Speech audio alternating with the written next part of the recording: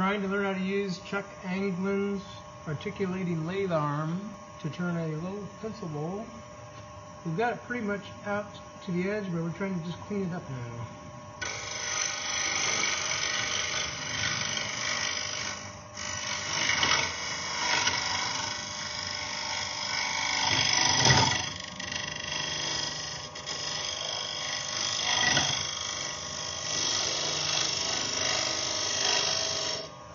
Take another cut.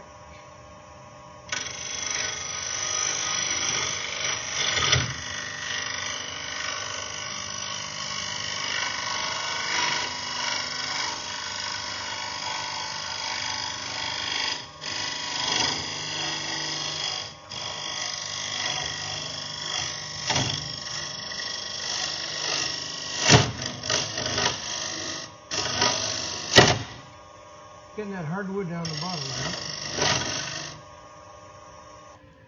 right? Okay.